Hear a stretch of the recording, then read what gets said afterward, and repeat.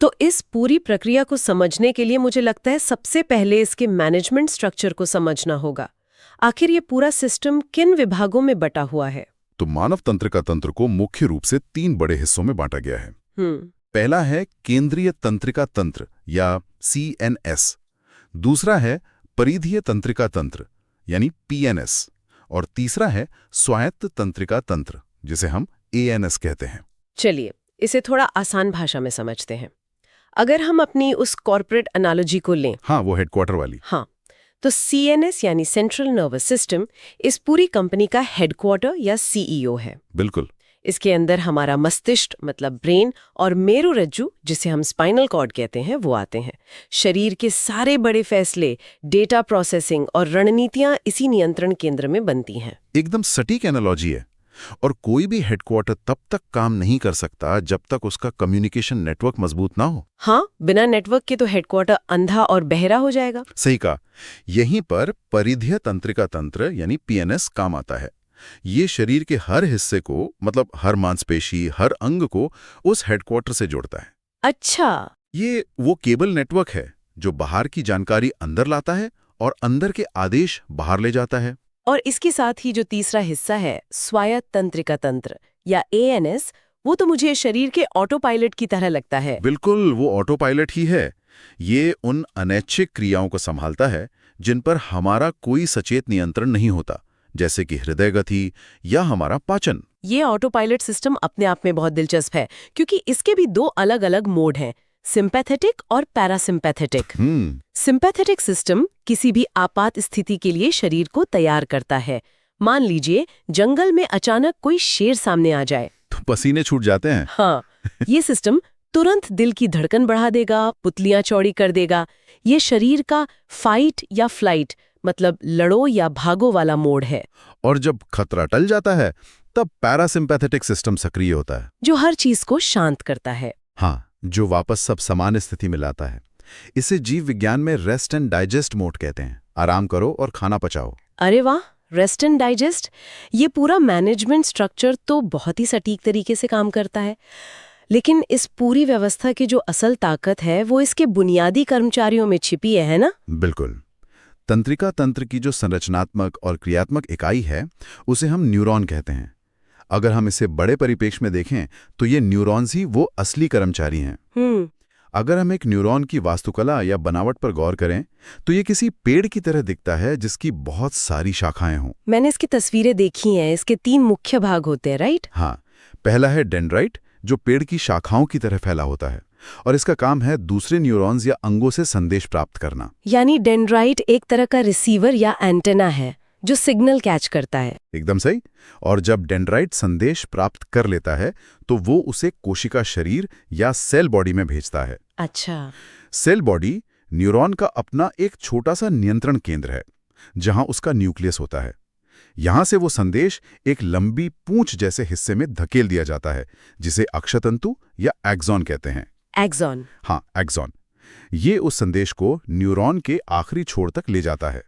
यहां सबसे अहम बात यह है कि संदेश का प्रवाह हमेशा एक ही दिशा में होता है, मतलब सिर्फ आगे की तरफ। हाँ, डेंड्राइट से सेल बॉडी और फिर एक्सॉन की तरफ।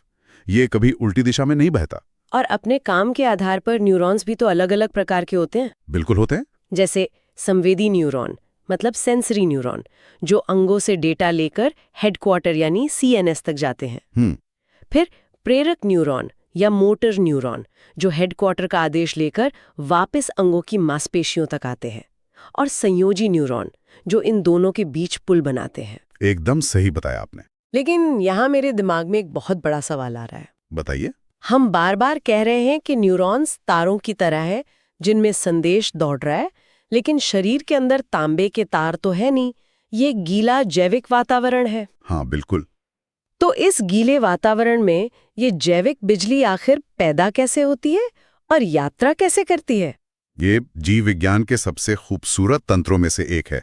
न्यूरॉन के अंदर जो संदेश दौड़ता है उसे तंत्रिका आवेग या नर्व इम्पल्स कहते हैं। Nerve impulse? अच्छा। और ये पूरी तरह से एक विद्युत रासायनिक संचरण है, मतलब इलेक्ट्रोकेमिकल ट्रांसमिशन है। इसे समझने के लिए हमें थोड़ा रसायन विज्ञान में जाना होगा। ओके। ये सारा खेल आयनों का है, विशेष रूप से सोडियम और पोटेशियम आयनों का। तो क्या ये आयन न्यूरॉन के अंदर बैटरी जैसा कोई काम करता है? काफी हद तक। जब एक न्यूरॉन आराम की स्थिति में होता है, मतलब रेस्टिंग अवस्था में, जब वो कोई संदेश नहीं भेज रहा होता है, तब भी वो पूरी तरह से निष्क्रिय नहीं होता। तो वो क्या कर रहा होता है? वो पोलराइज्ड अवस्था में रहता है। न्यूरॉन अपनी बाहरी झिल्ली के जरिए एक बहुत ही सख्त नियम लागू करता है। कैसा नियम? वो सोडियम आयनों को कोशिका के बाहर रखता है और पोटेशियम आयनों को अंदर। इसके कारण कोशिका के अंदर का चार्ज बाहर के मुकाबले थोड़ा नकारात्मक, मतलब नेगेटिव हो जाता है, करीब -70 मिलीवोल्ट। अरे वाह! ये एक खींची हुई स्प्रिंग या चार्ज की हुई बैटरी की तरह है, जो बस ट्रिगर होने का इंतजार कर रही है। इसे रेस्टिंग पोटेंशियल कहते हैं। और जैसे ही कोई उत्तेजना मिलती है, मतलब स्टिमुलस, चाहे वो कोई आवाज हो या त्वचा पर कोई स्पर्श, तो वो ट्रिगर दब जाता है। ठीक ऐसा ही होता है। जैसे ही संदेश मिलता है, न्यूरॉन की झिल्ली में मौजूद छोटे छोटे चैनल या दरवाजे अचानक खुल जाते हैं। अच्छा। जो सोडियम आयन बाहर इंतजार कर रहे थे, वे बाढ़ की तरह कोशिका के अंदर घुसाते हैं। ओहो! इससे कोशिका के अंदर का चार्ज अचानक सकारात्मक यानी पॉजिटिव हो जाता है। इस स्थिति को डीपोलराइजेशन कहते हैं। मतलब वो जो नेगेटिव चार्ज था वो पॉजिटिव में बदल गया। बिल्कुल। ये वोल्टेज में आया अचानक बदलाव ही वो बिजली या एक्शन पोटेंशियल है। और ये बदलाव सिर्फ एक जगह नहीं रुकता। तो फिर? ये समुद्र की लहर की तरह एक्सॉन की पूरी लंबाई में दौड़ता चला जाता है। एक सेकंड रुकिए। यहाँ बात सच में बहुत दिलचस्प हो जाती है। ये प्रक्रिया सच में बहुत ही शानदार है। लेकिन यहाँ एक तकनीकी अड़चन मुझे दिख रही है। वो क्या? अगर संदेश न्यूरॉन के एक सिरे से दूसरे सिरे तक आयनों की इस लहर के रूप में दौड़ता है, तो एक न्यूरॉन से दूसरे न्यूरॉन तक संदेश कैसे जाता है? क्योंकि जहां तक मैंने पढ़ा है, दो न्यूरॉन्स आपस में भौतिक रूप से, मेरा मतलब है फिजिकली, जुड़े नहीं होते। बिल्कुल। उनके बीच एक बहुत ही सूक्ष्म खाली जगह होती है जिसे सिनैप्स कहते हैं। बिल्कुल सही, सिनैप्स। तो ये विद्युत लहर उस खाई को पार कैसे करती है? क्या करंट हवा में जंप करता है? नहीं, करंट उस खाई को जंप नहीं कर सकता। और यहीं पर तंत्रिका तंत्र अपनी सबसे बड़ी होशियारी दिखाता है। अच्छा, कैसे? जब वो विद्युत लहर यानी एक्शन पोटेंशियल न्यूरॉन के आखिरी छोर तक पहुंचती है, तो वो वहां मौजूद कुछ छोटी छोटी थैलियों को ट्रिगर करती है। थैलियां? हाँ, इन थैलियों के अंदर खास तरह के रसायन भरे होते हैं जिन्हें न्यूरोट्रांसमीटर कहते हैं। ओके। बिजली का झटका लगते ही ये थैलियां फट जाती हैं और न्यूरोट्रांसमीटर उस सिनैप्स रूपी खाई में बह जाते हैं। ओ, तो बिजली वहीं रुक जाती है और वो आगे का काम इन केमिकल मैसेंजर्स को सौंप देती है। एकदम सही समझे आप। एक तरह से ये न्यूरोट्रांसमीटर केमिकल फेरी बोट्स, मतलब नाव की तरह है जो उस नदी को पार करते हैं। ये बहुत ही सटीक एनालॉजी है।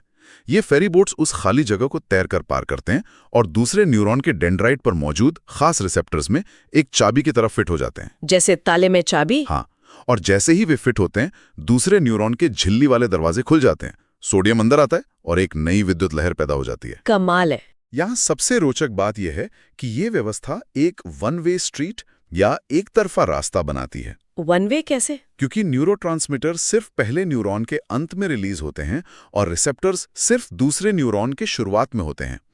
इसलिए संदेश कभी वापस पीछे की तरफ नहीं जा सकता। अच्छा, तो ये व्यवस्था तारों को जलने या ओवरलोड होने से बचाती है? बिल्कुल, ये एक अभेद्य सुरक्षा प्रणाली है। अब ये सारा डेटा, ये सारे इलेक्ट्रिकल और केमिकल सिग्नल न्यूरॉन्स के जरिए दौड़ते हुए अंततः हमारे मुख्य नियंत्रण केंद्र यानी केंद्रीय तंत्रिका तंत्र तक पहुंचते हैं। हाँ, मस्तिष्क और मेरुरज्जु तक। मानव मस्तिष्क अपने आप में ब्रह्मांड की सबसे जटिल संरचनाओं में से एक है। इसे समझने के लिए इसे 3 मुख्य भागों में बांटा जाता है: अग्र मस्तिष्क, मध्य मस्तिष्क और पश्च मस्तिष्क। अग्र मस्तिष्क, जिसे हम फोर ब्रेन कहते हैं, हमारे पूरे दिमाग का सबसे बड़ा और सबसे विकसित हिस्सा है। इसका सबसे प्रमुख भाग सेरेब्रम है। हम जो भी सचेत रूप से सोचते हैं, जो भी निर्णय लेते हैं, हमारी भाषा, हमारी बुद्धिमत्ता और हमारी यादें, ये सब इसी सेरेब्रम में प्रोसेस होता है। मतलब अभी हम जो बात कर रहे हैं वो हमारा सेरेब्रम ही प्रोसेस कर रहा है। बिल्कुल। जब कोई इंसान एक किताब पढ़ता है और उसकी कहानी को समझता है, तो वो अपने सेरेब्रम का इस्तेमाल कर रहा होता है। यह एक तरह का सुपर प्रोसेसर है जो अरबों न्यूरॉन्स के बीच लगातार नए सिनैप्स बनाकर हमारी यादों को स्टोर करता है। और मध्य मस्तिष्क या मिड ब्रेन का क्या काम है? मध्य मस्तिष्क मुख्य रूप से दृष्टि और सुनने से जुड़ी कुछ त्वरित रिफ्लेक्स क्रियाओं का समन्वय करता है। जैसे कि? जैसे अगर आपकी आंखों के सामने अचानक कोई तेज रोशनी चमके, तो आपकी पुतलियां तुरंत सिकुड़ जाती हैं। ये काम मध्य मस्तिष्क के जरिए होता है। अरे वाह!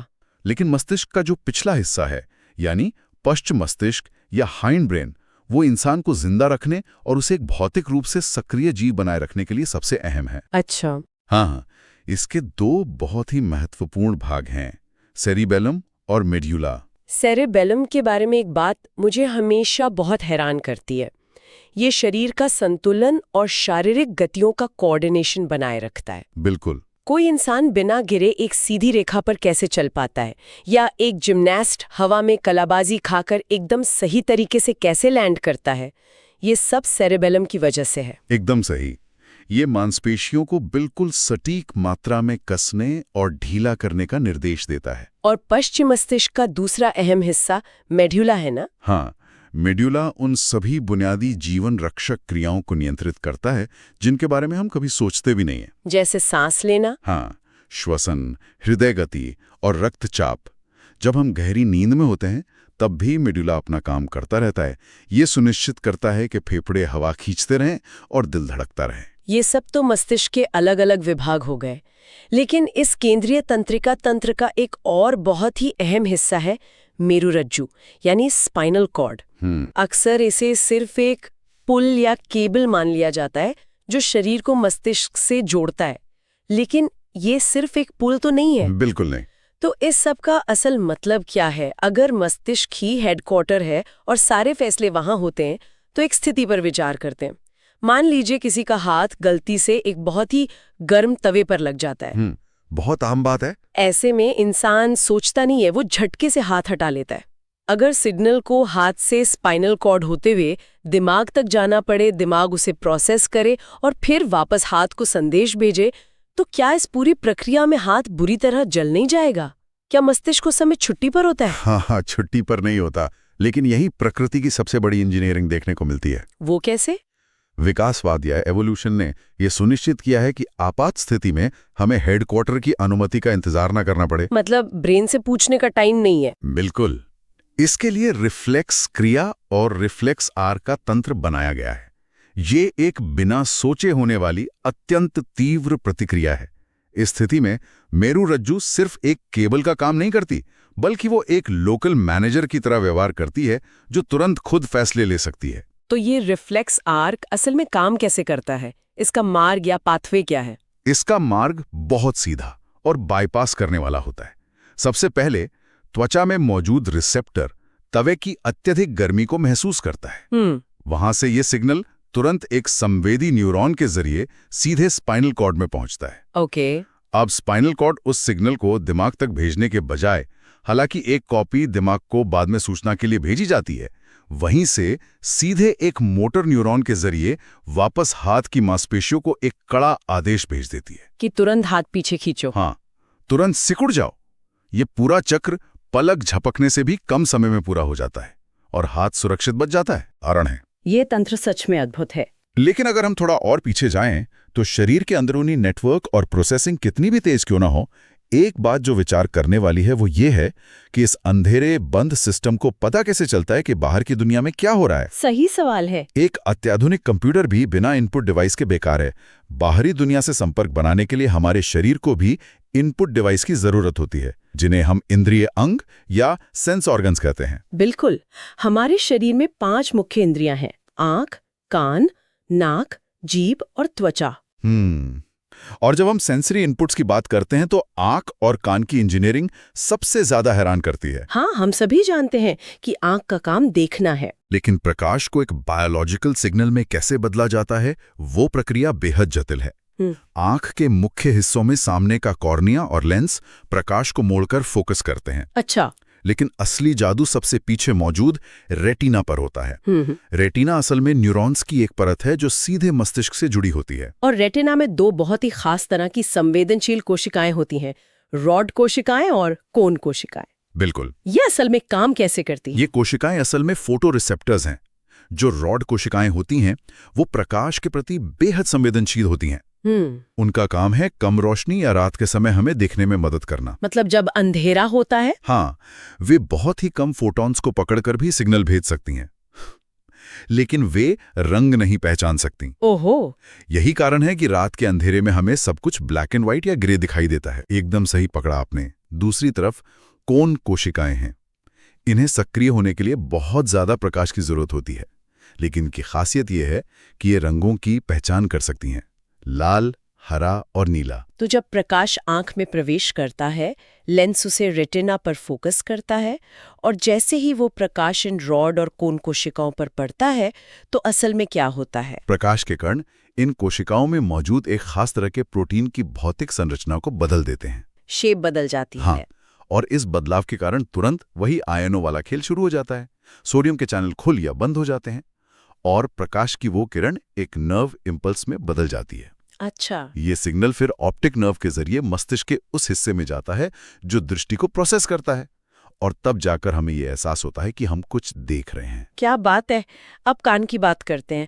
आंखें तो प्रकाश को प्रोसेस कर रही हैं, लेकिन कान का काम तो हवा में मौजूद भौतिक कंपनों को प्रोसेस करना है। हाँ, साउंड वेव्स। आम आवाज को सुनते हैं, लेकिन जो बात मुझे सबसे ज्यादा हैरान करती है वो ये है कि कान सिर्फ सुनने का काम नहीं करते। बिल्कुल नहीं। हम हमेशा सोचते हैं कि आंखें कैमरे हैं और कान माइक हैं, लेकिन कान तो शरीर के जायरोस्कोप की तरह भी काम करते हैं, जो हमें गिरने से बचाते हैं। ये एक बहुत ही महत्वपूर्ण सवाल खड़ा करता है।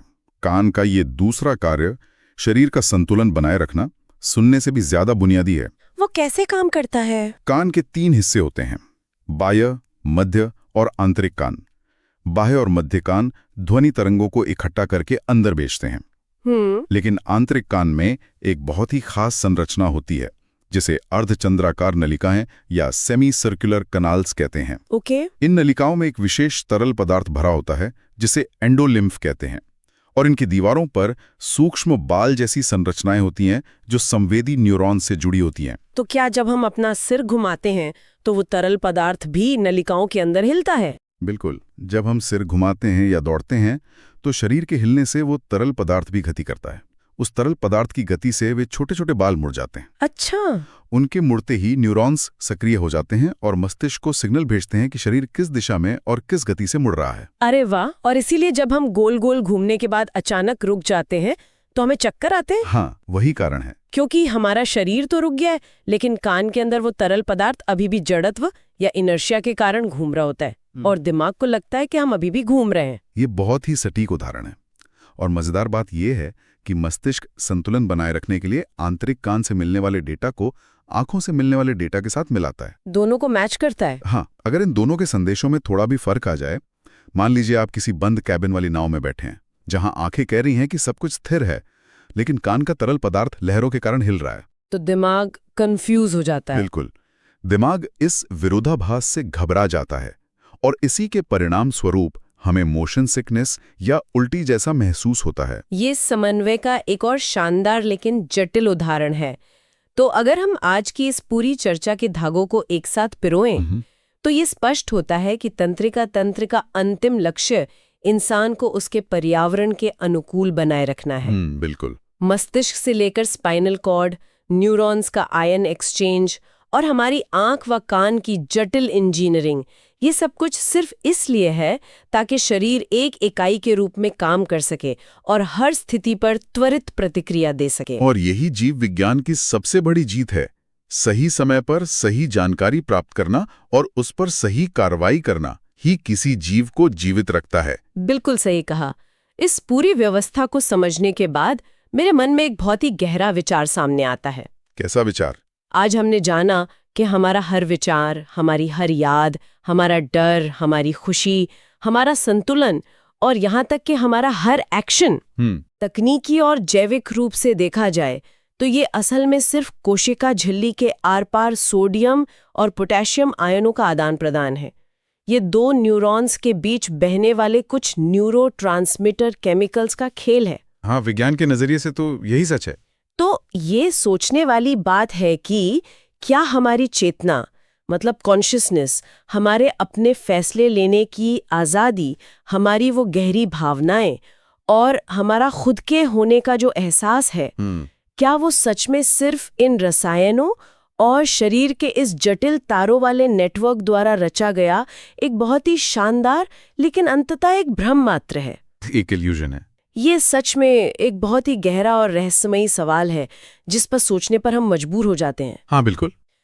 तो इस रहस्यमयी और गहरे सवाल के साथ हम आज के इस डीप डाइव को यहीं विराम देते हैं। श्रोताओं के सोचने के लिए बहुत कुछ है। बिल्कुल है।